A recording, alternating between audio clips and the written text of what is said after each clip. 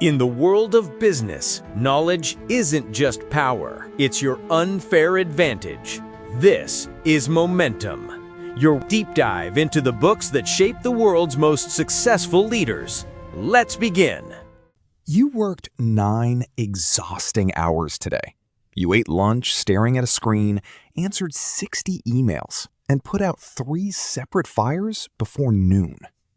And yet, as you drive home tonight, a sickening thought creeps in. You grip the steering wheel and ask yourself, did I actually accomplish a single meaningful thing today? You didn't. You survived, but you moved the needle exactly 0 inches. You are trapped in a delusion. You think you are managing your work, but your work is completely managing you. It's the most common disease in modern business. We mistake motion for progress. We think because we are sweating, we are winning. But there is a massive difference between efficiency and effectiveness. Efficiency is doing things right. Effectiveness is doing the right things. And if you want to stop drowning and start directing, you need to listen to a man named Peter F. Drucker. Drucker wrote the holy grail of management books back in 1966. It's called The Effective Executive, the definitive guide to getting the right things done. And before you think a business book from the 60s is outdated, let me stop you. This book is currently sitting on the desks of Jeff Bezos, Tim Cook, and basically every Fortune 500 leader you admire.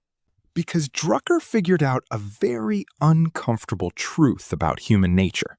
He discovered that effectiveness is not a personality trait. It's not a talent you are born with. It is a habit. And it all hinges on one deeply counterintuitive practice. We are going to reveal exactly what that practice is. But to understand why it feels so backward, you have to look at how Drucker actually worked with leaders. Right. Picture this. It's the mid-1960s. Drucker is consulting for the brilliant, highly paid chairman of a massive corporation. This guy is a titan. He's decisive, he's smart, he's the boss. Drucker sits him down and asks a very simple question. Where does your time go? And the executive answers confidently. He says, I spend about 1/3 of my time with my senior staff, 1/3 on important clients, and 1/3 on long-term financial strategy.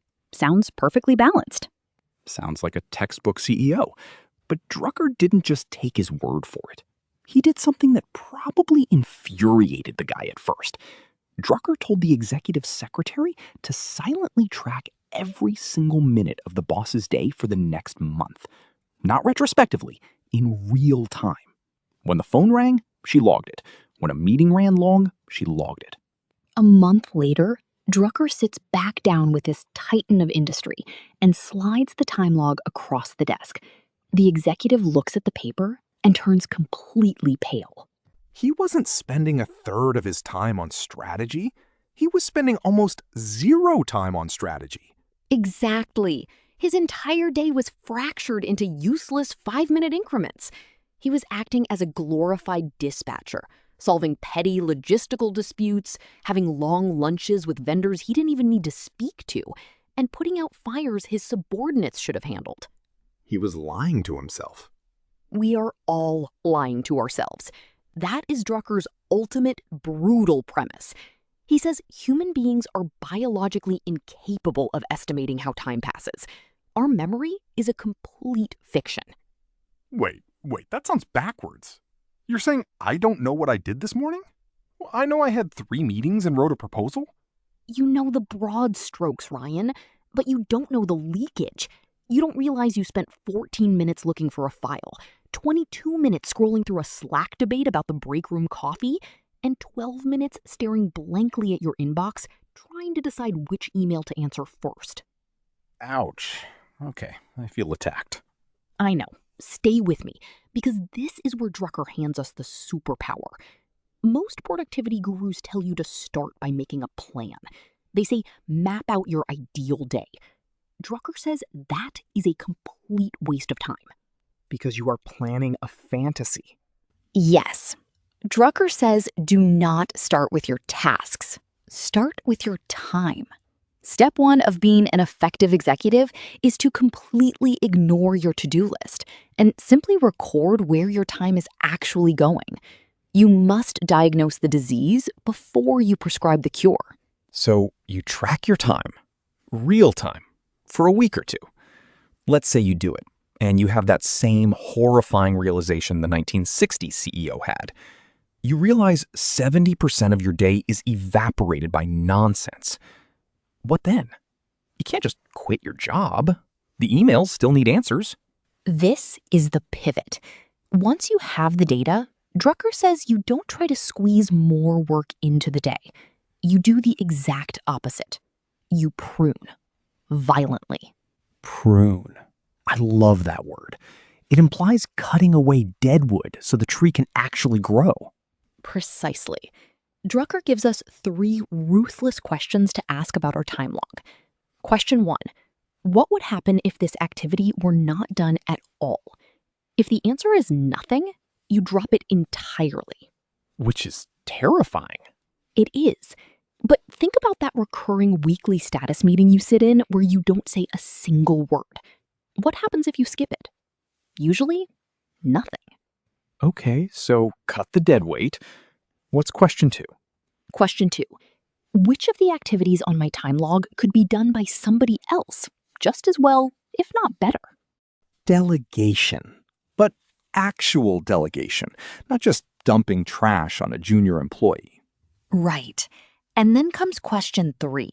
And this is the one that really separates the true executives from the managers.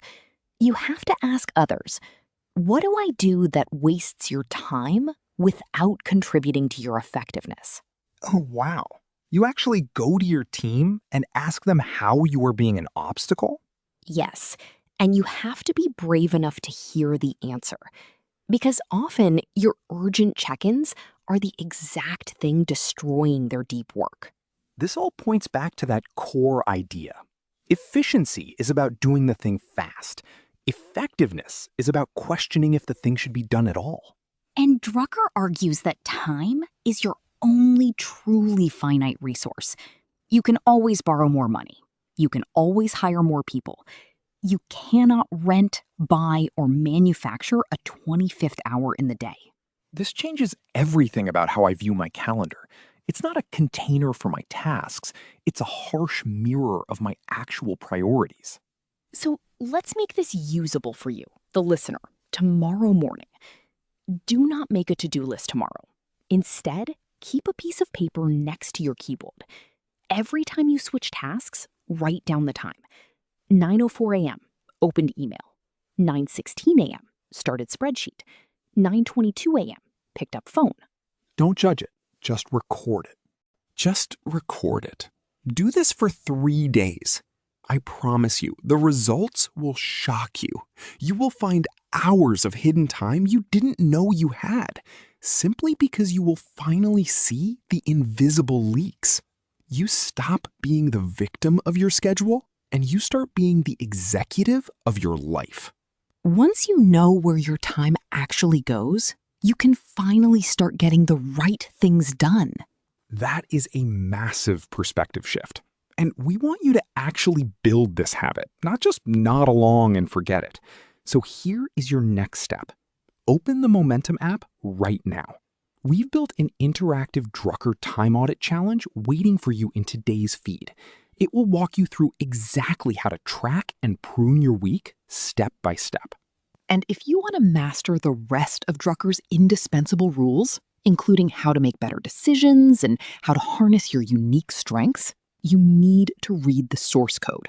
Go buy The Effective Executive by Peter F. Drucker. It is a true mandatory read. Stop doing things right and start doing the right things. We'll see you tomorrow on Momentum.